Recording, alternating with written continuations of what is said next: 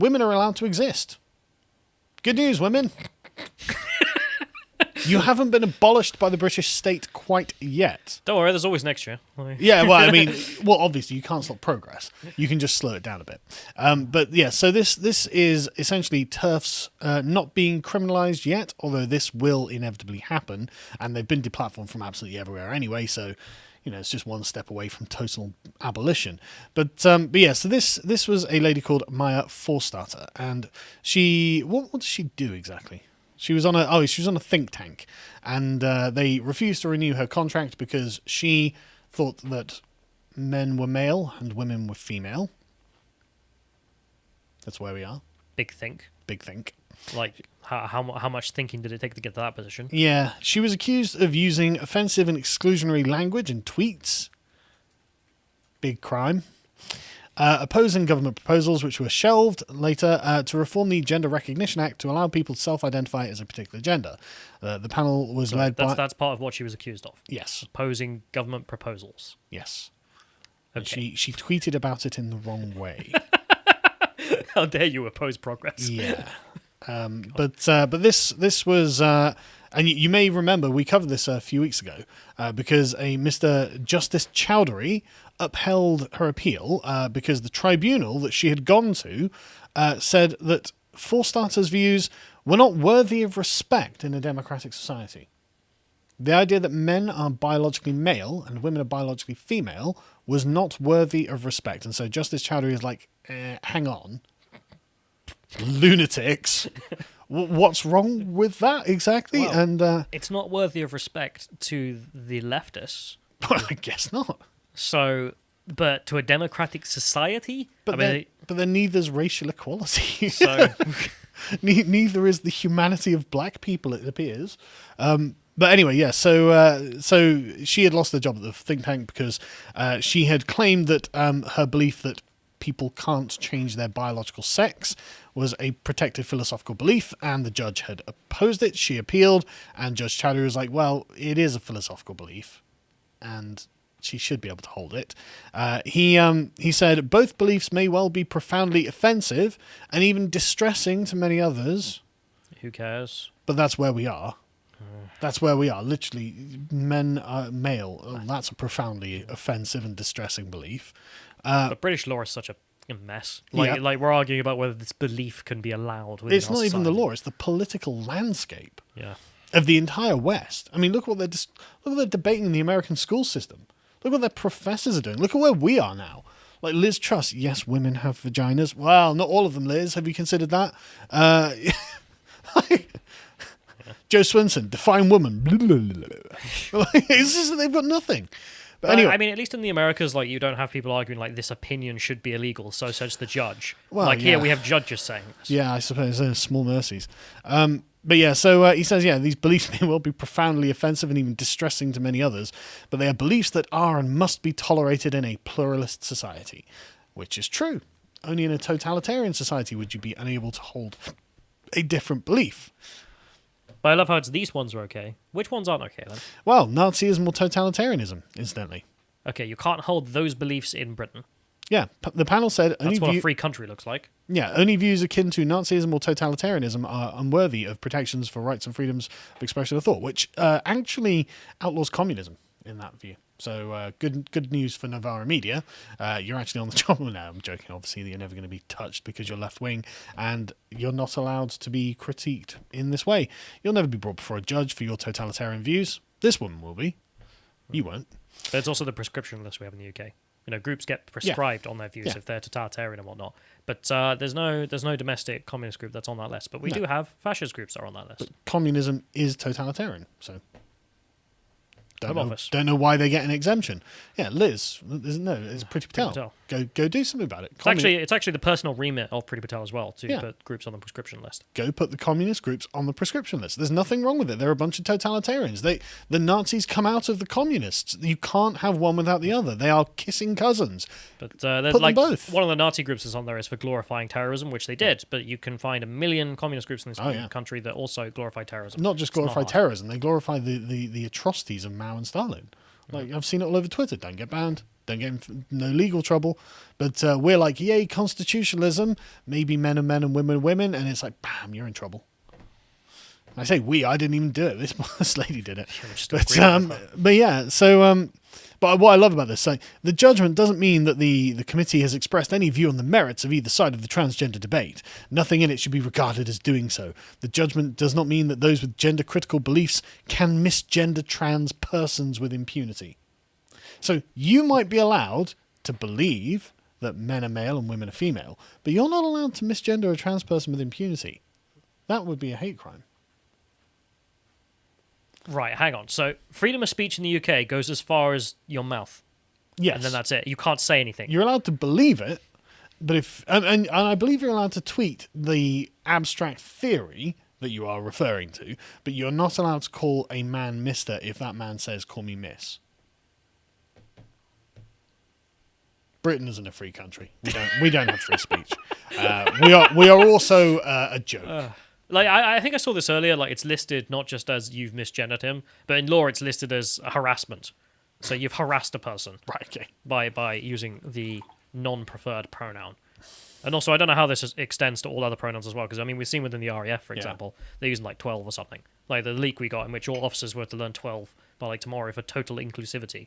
In which case, I presume in British law as well, we're all going to learn every pronoun that can ever exist on Tumblr. God, I hate it. Okay, so Louise Ray, a solicitor with a law firm called Bate Wells, which advised them, called the decision concerning and a much narrower interpretation of the previously understood position that a belief that conflicts with fundamental rights of others will not be protected. Is this a fundamental right? To what? To have people call me the pronoun of my choice? It's a fundamental right? Like physically can't be. Yeah. So if I were to insult a male friend of mine by calling him a bitch, have I violated his fundamental rights? In a liberal world, no. No. Well, I mean, yeah, exactly. It depends what you believe a right is, doesn't it? I mean, if you believe a right is intrinsic to a human being, then pronouns are, of course, not a right. But then, only sensible things become rights in that. But the point, as you can see, is that it's not good enough. Not good enough. Okay, yeah, sure, she's not allowed to misgender people, but it's narrow. It's too narrow. We should have had a wider interpretation of this. Not happy with it. The EAT's decision sets the threshold for exclusion so high that it will leave marginalised groups more vulnerable to discrimination and harassment and place employees in an impossible position. Our clients are considering their next steps. What are you talking We're about? talking about speech. We're talking about someone using tweeted a pronoun. Yeah. And you're like, yeah, discrimination and harassment has been widened. Fundamental rights. Oh, Stop harassing me. Log off Twitter is an alternative, but there we go. But of course, Mermaids is not happy. Mermaids being the trans charity that is definitely not suspicious in any way, shape, or form. The tribunal found, they say, and this is key, that misgendering of trans people is not part of Forstater's protected belief. The misgendering could harass and discriminate against trans people. So you can see they're going to be leveraging this in the tweet thread they post.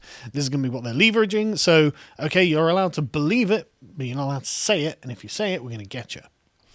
There were also other unhappy activists. This is a demonstration of how transphobia, which I think seeks to legislate trans people out of public life. What are you talking about? What? You're divining the will of transphobia. Is it in the room with us? Can you point to it? Where is it? How do we contact it? Do we have a seance or something to get in touch with the divine transphobe? If I think men are men, that's a demonstration of transphobia. I'm not even saying it. I'm just thinking it. But that's how powerful we are. Yeah, but but the thing is, I don't even like. If we're allowed to think that men are men and women are women, then we are literally legislating trans people out of existence. That's the thing, isn't it? It's so sensitive because, I don't think I've ever actually knowingly misgendered someone, right? If they're being polite and stuff, I'm happy to be polite back. I don't want to be a dick about this. But I am going to say, well, look, philosophically, if you're asking me if a person can change their biological sex, scientifically the answer is no, right? But the legal answer. But the politically correct answer, the legal answer, yes, exactly. But anyway, so they're apparently going to legislate trans people out of public life, thus destroying their human rights. By legalizing thinking. So what we're saying... That's all that's happened here. But thinking has been legalized. So what we're saying is we've destroyed the human rights of Nazis, right, or anyone we call Nazis by this, gets a pass via wearing the face of being gender critical, so its followers can convince themselves they're not the bad guys. Ah, yes, the people who want to tell the truth are the bad guys. And the people who are being literally forced by the law to use certain words, which, if you recall, was Jordan Peterson's primary complaint as he shot to fame, saying, hey, this is going to be used for compelled speech. Well, we have it in Britain now, don't we? You have legally compelled speech now. But they're not the bad guys. You know, forced to say the words, you're not the bad guy. Forced to do the salute, you're not the bad guy. You know, but the people who want to tell the truth and not take an action, they're the bad guys. But basically, Forstater believes sex is immutable because she says she would be polite to trans people and not infringe on their basic human rights. The belief is protected. Well, okay, unprotect the belief. What are you going to do about it? You can change your mind? It's not going to change your mind, is it? That sex is immutable. But anyway, moving on very quickly, just since we've got a bit of time, the university student Lisa Kao from Abate University, we covered this a little while ago, and she was also cleared. It turns out this was legal for her to say as well, that women have vaginas. I hate this country. It's honestly the worst. It's ridiculous. It's not that I hate the country, I hate the people running the country. Yeah. But yeah, so she was investigated, of course, after she made, quote, offensive and discriminatory remarks. This took 2 months to investigate. Don't know what they were investigating. Make sure she said it? I don't know. Like a question her about it? Yeah, I mean, Did you say women have vaginas? I stand guilty, Your Honor. Liz Truss, help me. She had argued the difference in strength between the sexes meant it was not fair that women should have to compete against trans women in sport. Hard to disagree. I mean, the scientific evidence is on her side. It overwhelmingly, in fact. And we have an article on lotus.com about transgender people who keep winning, and it's always male to female transitions in female sports. It's never the other way around. Why is that? Anyway. And again, this isn't a judgment about any of those people either. Like, there's nothing about... This is just the science and the theory that backs up all of the things we're talking about.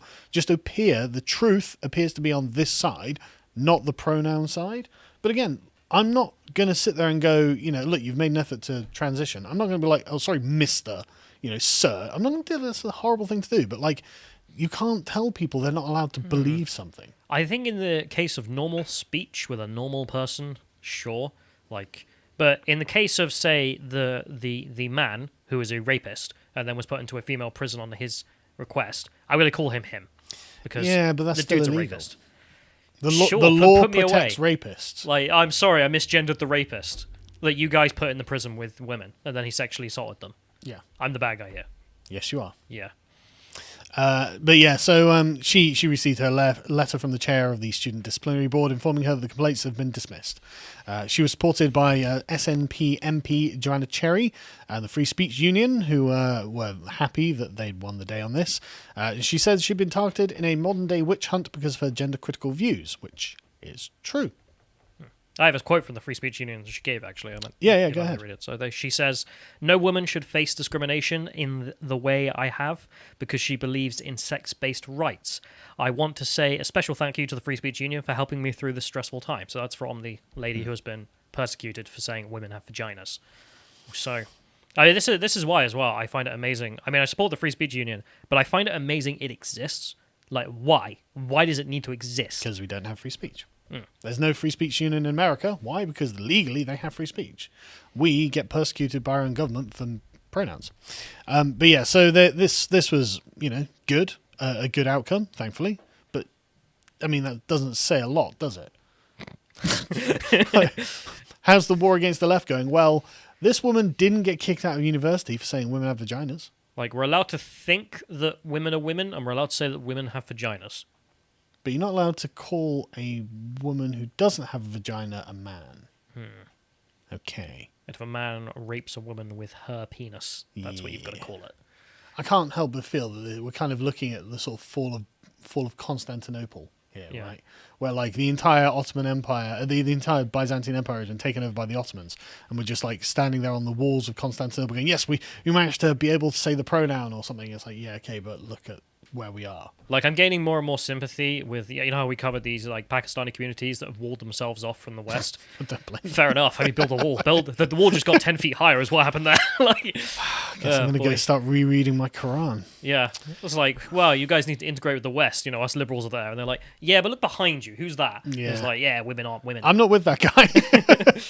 But there was another example of this in America, in fact, that was reported by the Washington Post at Leesburg Elementary School, where a teacher had said he would never affirm that a biological boy can be a girl and vice versa because of his Christian faith, and he was determined to tell the truth, and that meant he couldn't use a transgender child's name and pronoun if it did not agree with their biological sex, and he was fired, obviously, for this heresy, but officials at the Northern Virginia school system had placed him on administrative leave, but he had gone to court, and a Virginia judge said that he was suspended for refusing to use it, and he should be able to return to work immediately.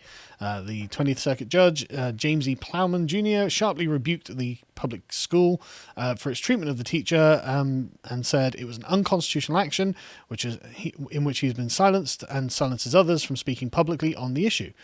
So they can appeal within the next 15 days, but that's a pretty solid rebuke from an American judge.